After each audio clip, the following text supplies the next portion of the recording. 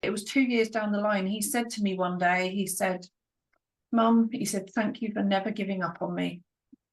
He said, I know I've been a pain in the ass. But he said, you ringing me every day was like shining a torch for me. He said, the depression was my journey. You couldn't do it for me. But you phoning me every day was like shining a torch so I could see my way. And if I didn't take steps one day, I could at least see what I needed to do the next day. And he finished by saying, I now know why steel is forged in the fire. He said, the more you go through it, the tougher you get. Yes. I felt like I could breathe so easy that day. Like I knew we were going to be okay from then on.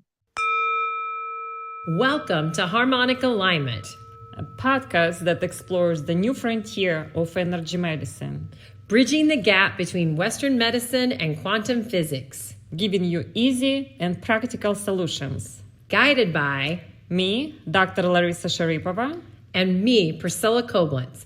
Join us on a journey discovering your harmonic alignment. On today's episode of Harmonic Alignment, Dr. Larisa Sharipova connects with Kay Reeve. Kay is a woman on a mission. She is a mom and a grandmother, an emotional awareness expert, author, and TEDx speaker. She is dedicated to improving emotional well-being, and she's written some books from Brain Unchained and Darker Than Dark. Her journey starts with supporting her son who is diagnosed on the autism spectrum. He was suicidal at the age of 8. And so she went on this mission to help him better understand and how his brain works processing emotions.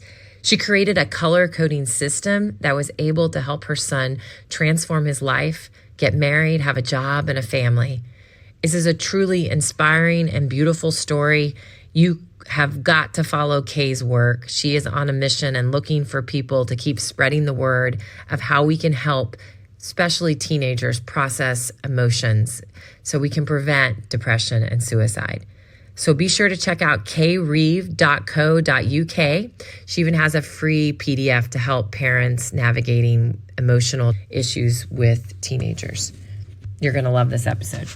Welcome to Harmonic Alignment Podcast. Today, I have a pleasure to talk to Kay Reeve, an emotional awareness expert, author, and TEDx speaker. Thank you for coming to the show, Kay. Hi, Larisa. Thank you. I invited you to our podcast to shine light on very important and relevant problem of global extent, mental health crisis. About 1 in 6 teenagers report experiencing negative emotional all the time or often, and 1 in 4 teenagers have been diagnosed with mental health condition. And in the last few years, those numbers even increase. As we know, after COVID pandemic, everyone have some mental emotional disturbances. You had your own struggle with your teenage son going through emotional trauma. Can you share your journey that led you to become an emotional awareness expert? Yes, of course, Larissa. Even from a baby, I knew something was different with my son, but I couldn't explain what it was. And by the time he was 8 years old, I was then going through the process of getting a diagnosis for him. But it was also about that time that he first tried to take his own life. And we didn't have enough support through the school. In fact, we were almost blocked from getting support. By the time he was 9 years old and had been suicidal every day for a year, I ended up home educating him. We had a couple of slightly better years. There was a lot I learned about the autistic spectrum disorder throughout those early years with him. He still wasn't in the perfect place, but at least he wasn't suicidal for a while. But then from his teens, his early teens, that kicked in again with the hormonal changes, with the social changes. And by the time he was about 15, I'd finally got him to a psychologist appointment. And he was having a better day on the day and just said, no, Mum's making it all up. I don't need any help. So she just dismissed him off the system and we did not get any more help. We could not get any more help. And I was then left dealing with his meltdowns, his temper tantrums and depressive episodes, which would last 3 hours at a time just to talk him back to a safe space. And I was dealing with that over and over and over for the next 5 years. when he was about 20 years old, I sat in the car with him one night and he was having another episode, and it was somewhere we could sit quietly to talk. And I actually had the mental health phone number on my phone ready to dial. And he was saying, just give me another minute, Mum, just give me another minute. And it was as we sat there for that minute in silence that a light bulb went off in my head. He is a visual learner, being on the autistic spectrum. And he cannot understand his emotions because he cannot see them. How can I help him to see his world of hidden emotions? And that was the night when everything turned around for us. And so we went indoors and I started to draw on a piece of paper some boxes. And I started to ask him about what his emotional language was in terms of each emotion, and used colours to apply to those emotions. And he got engaged in that conversation quite rapidly. And within weeks, he went from being an absolute shell of himself, who at 20 years old couldn't even tell me what day of the week it was or what time of day, to actually trying to help his friends as well. And within a couple of months, he rang me up one day and just said, I just talked myself out of one today in 10 minutes. It was like, I knew I had to do more with this. There was something in there. One of his friends had sat down in a coffee shop with us one day and just said, I've realised hanging around with Matt makes me a better person. And it just came out with it completely unexpectedly. And that was like my second light bulb moment. I need to keep developing this. I was working in a corporate job at the time. I was supporting the management team of an offshore wind farm, the power plant, and doing a lot of onboarding and training in the job I was in, running facilities. So it was a very hectic, busy job while trying to support my son through suicidal depression as well. So I'm very well aware that for some parents out there, it is a double stress with work. Trying to keep my relationship together through all of the stress of this as well, keep my daughter safe when he's having meltdowns. It was some very stressful years to go through. The relief that came out of creating this strategy was that I developed a visual way to teach him about his emotions. Now, for anybody who's watching on an audio replay, just to let you know, I'm showing on screen a book. On the back of this book here is a diagram. And after 2 years of development, this was what I came up with for happy, which is yellow at the top, sad and angry, which are the two emotions that drag us down into depression at the bottom, in the pit, stuck in a rut. And so giving him this map of his emotions and helping him to understand why his emotions change, either because you go through something, internal thoughts, feelings, or beliefs, or change in the world around you. So for anybody listening to this on audio, there's an orange circle in the middle of those four colours, which is internal feelings, and an orange ring around the outside representing external change. And so that became his map of emotions.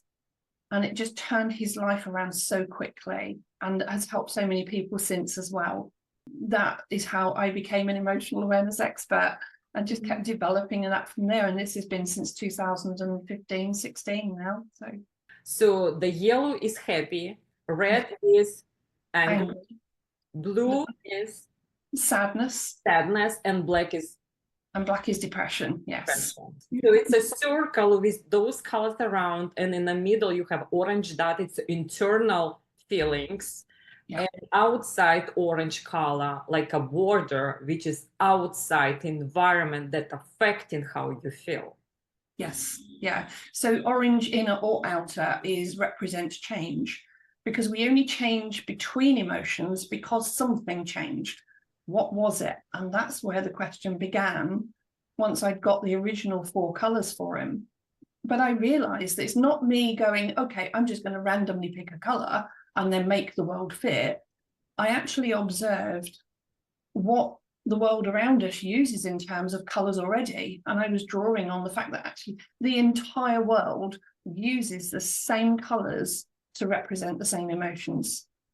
And it's just universal. It really is. It's human nature to use these colors. And even one of my grandchildren, when he was 5 years old, I sat with him one day and said, if you could feel as happy as possible, everything in the world was absolutely great, the best feeling in the world, what color would you give it? He says, yellow. And then we went through the blue, the red, the black. And I said to him, where did you get those colors from? He just says, I don't know, my brain just told me. It is absolutely natural to even to young children to apply these colors to emotions, but they're not aware of it unless we actually make them aware of this. And then it gives them the tools for understanding how those colors can help them process their emotions. And those colors probably related to vibration, and because our emotion is also vibrational and we can even measure frequencies of our emotions. So that's probably resonate with the colors that they represent. So Yes. that's probably another connection with the colors and emotions. When you talk to your son, did he tell you the color that he felt before you created that roadmap?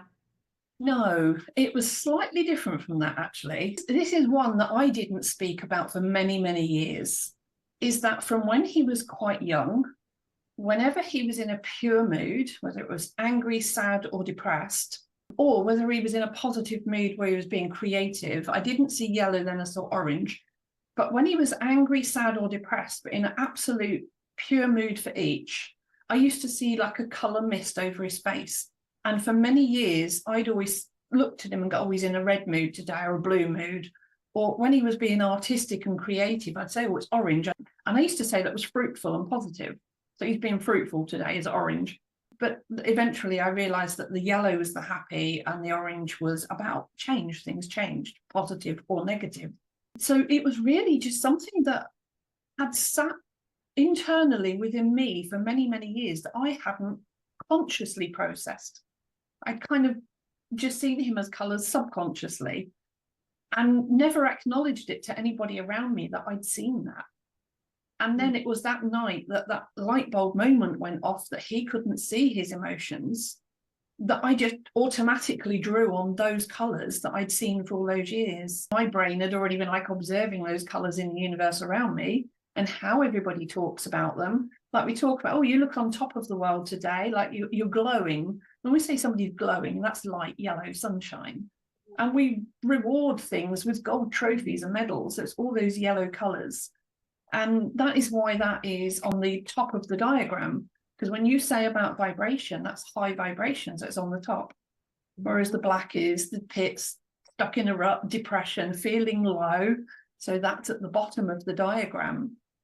And we only go from the happiness down to the depression through either side of the diagram, something that makes us sad, that we don't resolve, and it weighs us down, or through something that makes us angry. And to get back up to happiness, we have to work through those problems. And everybody says you have to sort your problems out and face up to them. There's light at the end of the tunnel, pull your socks up, chin up, nothing will happen. And all of the sayings that we use globally, they all fit with the dynamics that I've put into that diagram. So it was giving them the reason to also be able to interpret what people are saying. Because especially on the autistic spectrum, these sayings are quite ambiguous for them. Somebody says, oh, pull your socks up, and they will literally bend down and pull their socks up rather than think, oh, that means I've got to do something positive. So it's just giving them that understanding of where these sayings actually fit within the emotional cycle.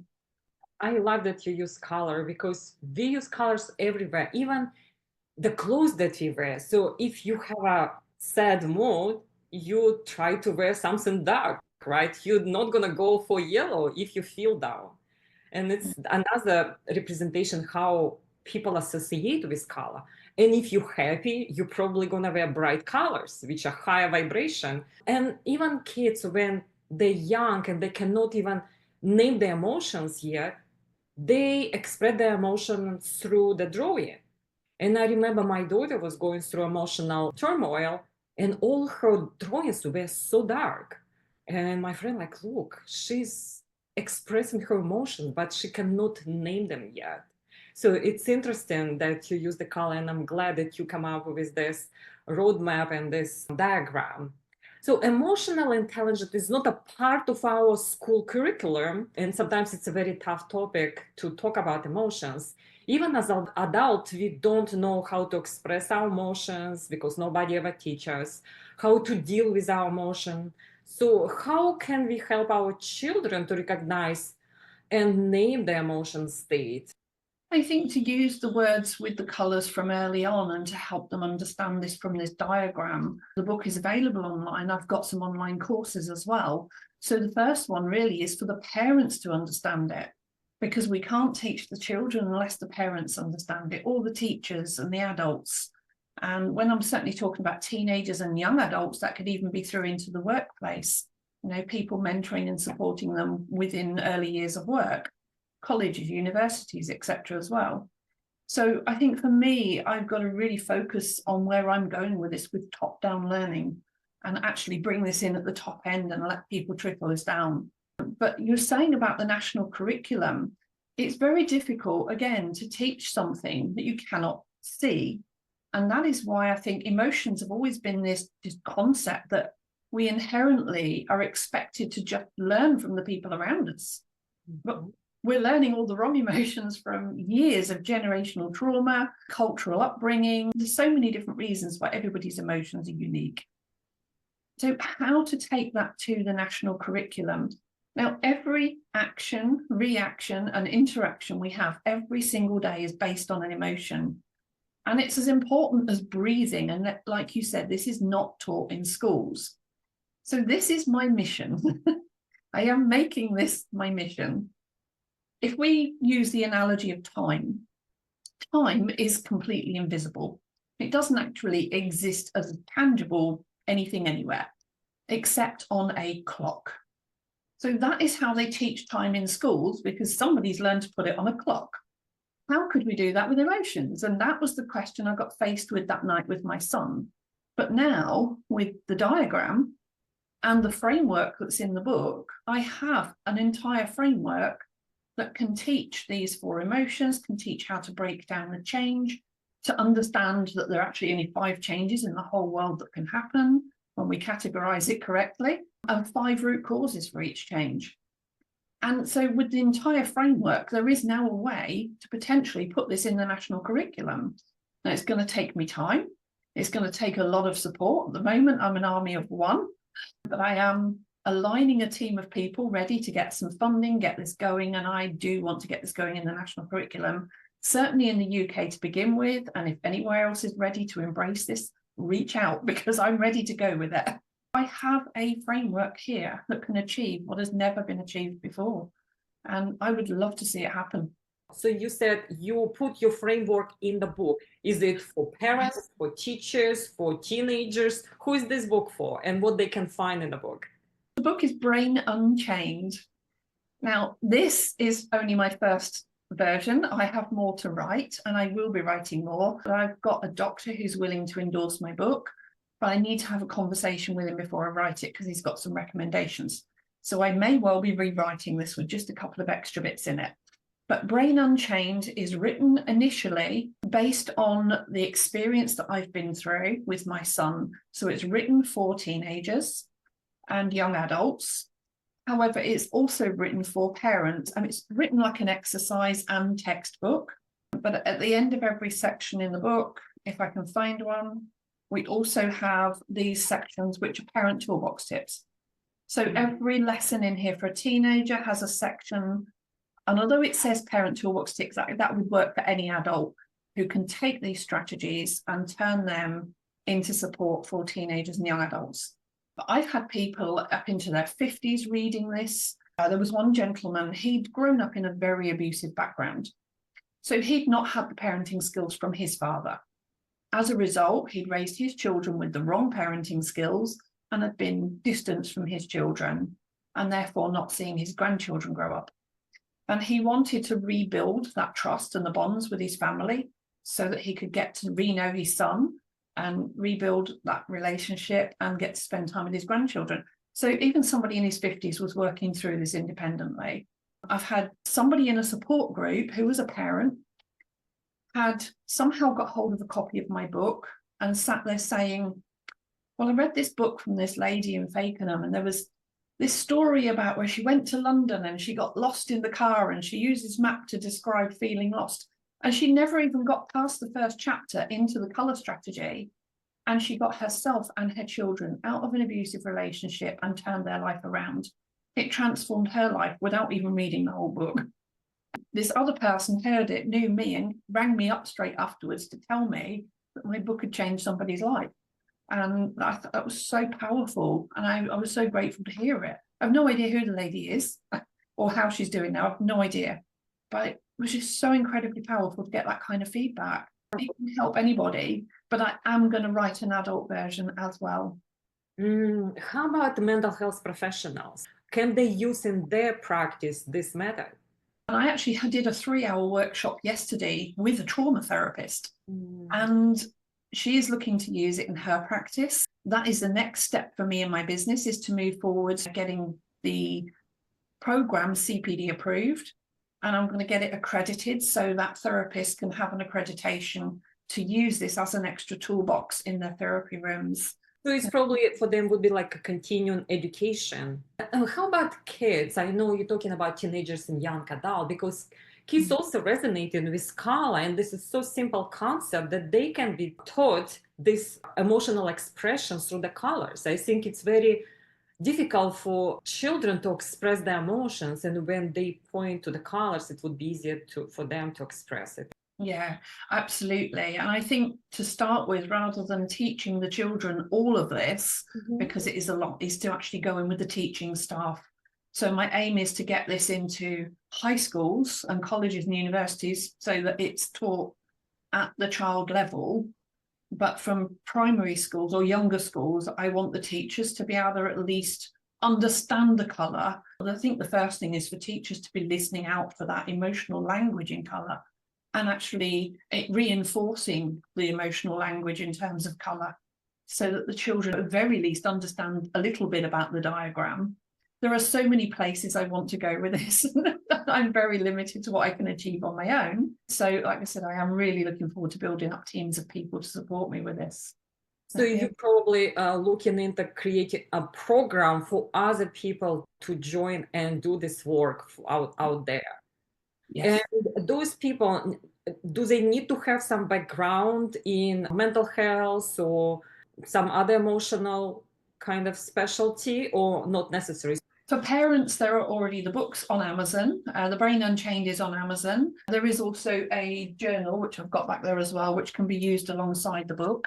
And the journal uses 2 spider diagrams to take the concept of the book and be able to give a very visual but simplistic format to log down their emotions every day. So the online courses and books are there available for parents. I am willing to mentor parents one-to-one as well, but that would either be a 3-month or a 12-month program, depending on their needs. And that would be down to having a conversation or an interview with each parent first. So I am willing to do some mentoring, but it'll be a very limited number of spaces. But the resources are out there for parents to go and grab online.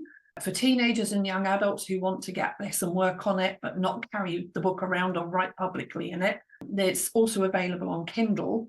And then I've got videos online on how to annotate inside Kindle, so they can still use it as a workbook on Kindle and keep those notes privately in there, rather than worry about school mates and peers picking it up and reading their notes, their deep thoughts and reflections. I know that would be a concern. But if they want to use the paperback at home and work through that with parents or with a mentor, then that's awesome. And so for me, it was very much like switching hats with my son, going from mum 1 minute to mentor the next, and then switching back to mum after I'd done the mentoring sessions with him.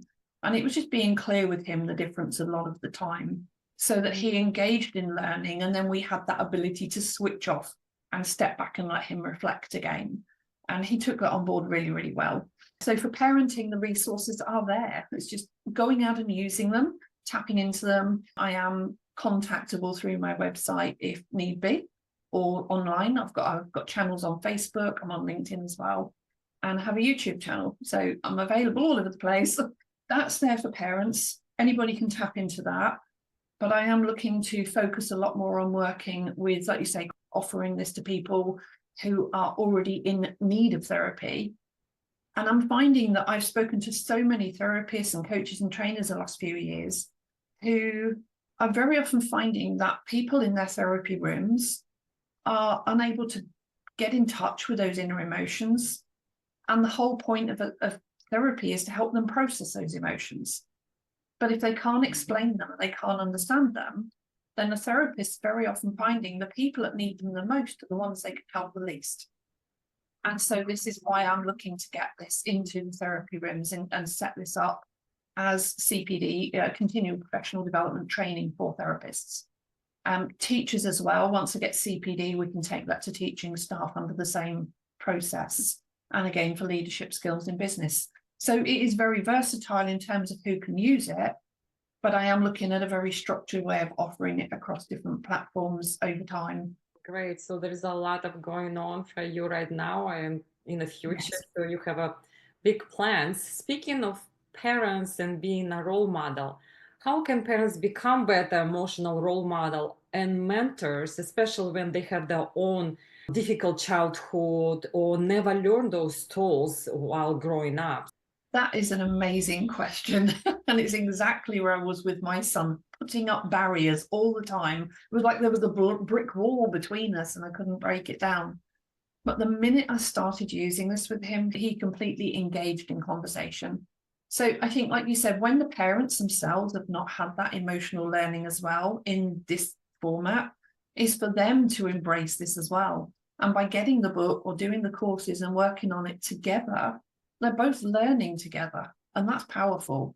And the teenagers, they will embrace that because they all want their parents to just acknowledge that they're willing to do their best, even if it's not perfect. They're willing to do their best.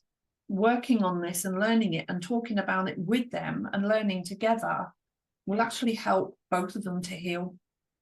And it certainly helped me. I hadn't realized how much anxiety and stress I was living with, how my own level of emotional dysregulation, I suppose, had affected me over the years. And I found that things that in the past that had affected my emotions that might take me 2 or 3 months to process, I was now down to processing within 2 or 3 days.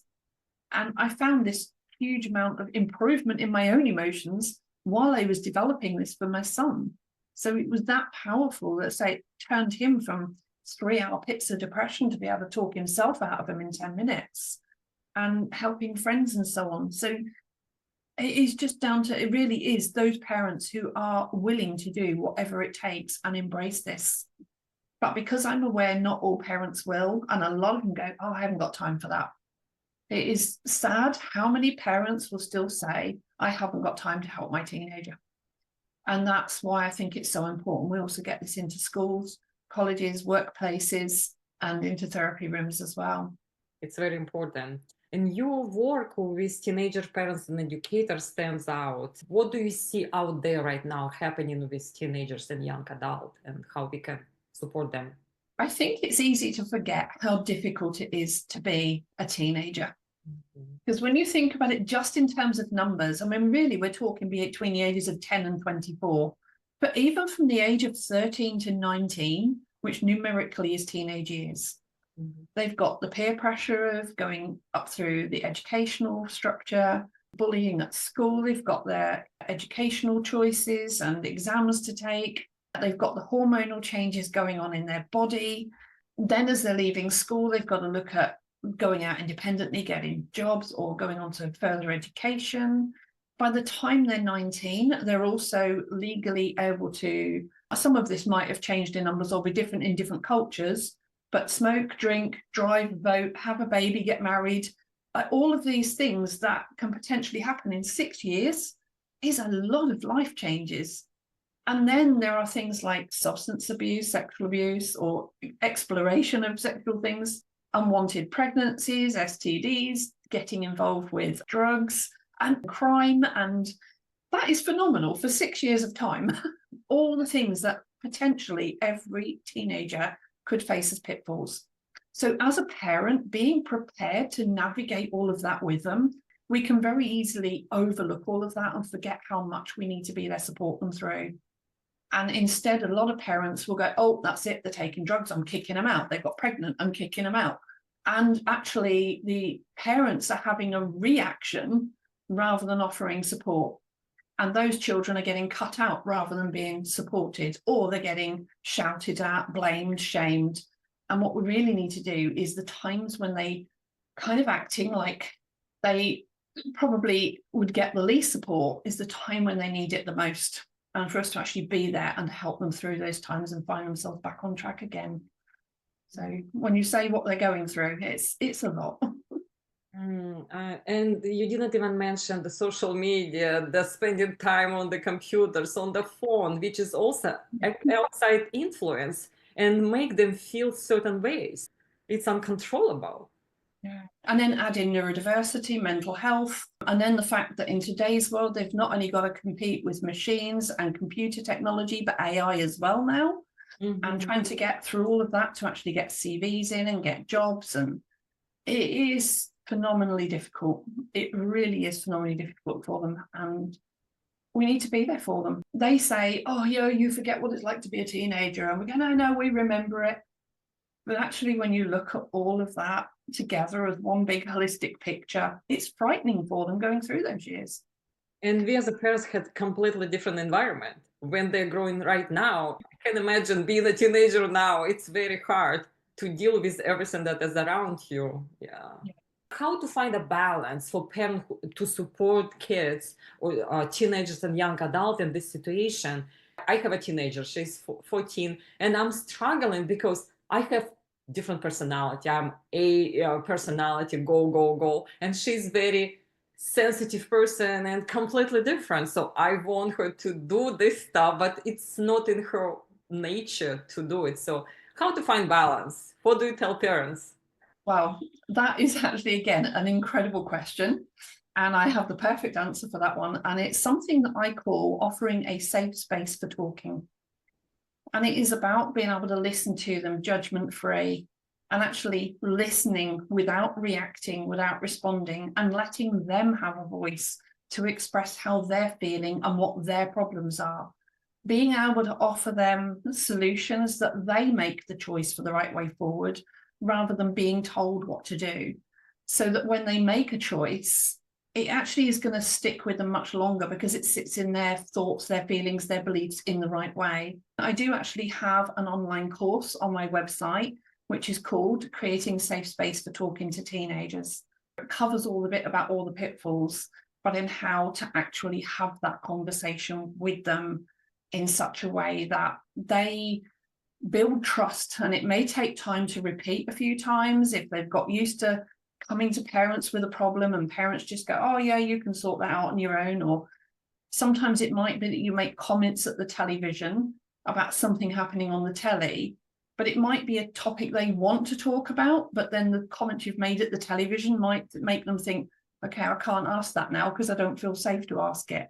So it's about how to get past these little barriers that we build up inadvertently and offer them that safe space to talk, to rebuild trust and get them engaging in conversations so that every time they have a problem, they can go, time to go and ask mum, or time to go and ask dad, or whoever they're talking to, whether it is a therapist, a teacher, so they have that person that they know they can trust. And I think a good way to think of that is when you were a teenager, if you had a big problem and you were scared to talk to somebody about it, why would you have trusted one person in particular to talk to them? What was it about that person? And 9 times out of 10, it's because they listened. They didn't mock you. They didn't judge you. They didn't tell you what to do. They just gave you a safe space and gave you the options to choose for yourself how to work through that problem. And that's the space we need to offer them, support them through everything. Great advice and inspiring message for parents. If someone listening is in a depth of emotional overwhelm or disconnection, what one small but powerful step they can take today? What's your advice? I think that really would be that safe space, but be patient. For me and my son, it was always over a pot of tea or a cup of coffee. And it was having that way in which he could not just stand there and have to face me, especially being on the autistic spectrum. It wasn't saying like, come on, time to talk. I've got 5 minutes. What do you want to say? You can't apply that pressure. So it needs to be completely pressure free and offering them that space where there's nobody else listening in, nobody else watching over. And just, even if it is putting the kettle on and saying, like, sit down and you can talk when you're ready. And I think that for me is the biggest one. Again, starting with that safe space, but starting small enough, and even if it's 5 minutes, my most powerful recommendation on that would be offer that every single day until you feel they're in a safe enough space that you can then reduce it to every other day, every week, and so on. And that was the thing I did with my son. I got to a point where I said to him, I said, you can call it nagging, you can call it caring, you call it what you like, but I'm going to ring you every day until you sort your life out. And he went, okay, Mum. And so we just followed that through, and I literally would ring him after work every day. Some days, literally within a couple of minutes, we're off the call. Yeah, I've had a good day today. This happened, that happened. And other days I'd pick the phone up and I could tell straight away he'd not had a good day. And then I might go and spend an hour, 2-3 hours with him, you know, and I know every parent's got a different amount of time available, but it was at least giving him that option to talk every day, even if he didn't take it. And when he needed it, was being there for him. Or if I couldn't be there for him then, set the time for when I could be, so we know he'd got a time, not being left open-ended. So that's the other thing. If you can't talk right now, it's not just, oh, I'm busy, I haven't got time. I would never tell him I haven't got time. But I would say to him, look, I'm really busy right now, but can we talk at this time? And I would always set that time for him to look forward to. So it's become a habit in your relationship that you always get connected every day at a certain time. And specifically kids who need structure, that is very important. And creating a trust between each other, safety. And you said you even had it on the phone. If you don't have children living with you, like if they're in university or living away, you can have a personal connection or you can have online connection, Zoom, phone. What's important is always have a connection every day at specific times. So like scheduling, kind of, you schedule your work, you schedule your gym, schedule talk to your children. That's it. And it was good because he knew to expect the call, so he was ready to pick the phone up every time. He didn't block me. And for many parents, their teenagers could be at college, at university, or away working somewhere else. So, you know, if they are into those young adult years and not living at home, then it can still be done over the phone and having that time with them, or over video. But, you know, I used to leave work and the first thing I would do would be to call him up and just say, how are you going today? It was 2 years down the line. He said to me one day, he said, Mum, he said, thank you for never giving up on me. He said, I know I've been a pain in the ass. But he said, you ringing me every day was like shining a torch for me. He said, the depression was my journey. You couldn't do it for me. But you phoning me every day was like shining a torch so I could see my way. And if I didn't take steps one day, I could at least see what I needed to do the next day. And he finished by saying, I now know why steel is forged in the fire. He said, the more you go through it, the tougher you get. Yes. I felt like I could breathe so easy that day. Like I knew we were going to be okay from then on. But that was the amazing thing, was right even from the very first day I started this, and I hadn't even got the book to read, the courses to do. I had to develop this en route. But as I developed it, he never, ever again talked about dying. After 12 years of suicidal depression, he never again talked about dying. And that was so powerful for me. And it gave me a sense of freedom as well. And that in itself was priceless. How is your son doing right now? I've actually seen him today. I went out to have lunch in a cafe today where he works. He's married, got 2 girls, drives a car. He's been working for the last 7-8 years. And yeah, he's amazing. And after that day when he said to me about steel and forged in the fire, he also laughed at me and said, Mum, you can talk for England. And I went, I'm going to make that my mission. And a year later was when I gave my TEDx talk, and he was in the audience supporting me that day, which was awesome. Amazing story of healing for both of you, probably, because through these life challenges, we all heal if we come out better at the end, right? It's our life lessons, and it's always make us better. He become a better person, and now he can teach his kids to be emotional intelligent. Yeah. Does he do any of those you're teaching with his children? He's not got to the point of teaching them yet. But right from when his daughter was on the way, he went to a really contemplative mood one week. And then he said, I've been trying to think what I'm going to bring as a father. He was really thinking about it. And he said, I realized that if I get the emotions right, everything else will fall into place. Yeah, that's And nice. he made a vow that for at least 10 minutes a day, he would make his daughter laugh. He's got 2 girls now, but he said he would make his daughter laugh every single day, and he does. And he's got a really good bond with them. So if I just dip into the back of here for the camera versions, for anybody on audit, that is him the day I did my TEDx talk. And that was his little girl when she was about 3 years old. Oh, wow. And she wanted to get to his pull-up bars and couldn't reach. So she got this tiny little step stool as if that was going to get her there. So I put, don't ever let anyone tell you your goals are out of reach. Yeah, and you He inspired me while I was writing the book. amazing story. Kay, thank you for sharing everything with us today. So tell us again your website and you everywhere on social medias as well, and your book is on Amazon. What's your website? My website is kayreeve.co.uk, which we can link. And then all of the other links are listed. There is a bit that says links on my header, and you can find everything else from there. So that's the best place to start. All the book links are on there, all the social media links. And I'm literally just adding in today as well links to my Parenting Teens podcast from there as well. So. Oh, great. I'm very grateful to have you on our podcast for amazing information and all the work you do in the world. I'm very grateful for you. Thank you. Thank you very much. Are you ready for your Energy for Life bioenergetic nest scan? Dr. Larisa Sharapova and myself, Priscilla Koblenz, offer personal, private, 90-minute consults to get you back to optimal health and well-being. For more details, visit the show notes or check out harmonicalignment.co. We hope you enjoyed today's episode of Harmonic Alignment. If something resonated with you, we would love to hear about it. Please consider leaving us a 5-star review and subscribing so you don't miss an upcoming episode. Thank you. The information contained in this podcast is provided for informational purposes only and not intended for the purpose of diagnosing, treating, curing, or preventing any disease. Before using any products referenced on the podcast, consult with your healthcare provider. Carefully read all labels and directions. The products and information received through the podcast should not be used to replace a consultation or advice from your healthcare provider. If you suspect you have a medical problem or have any healthcare questions, please promptly call your healthcare provider.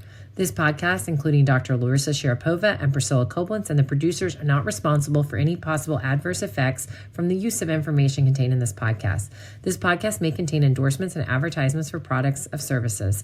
Individuals on this podcast may have a direct financial benefit to the product or services referenced.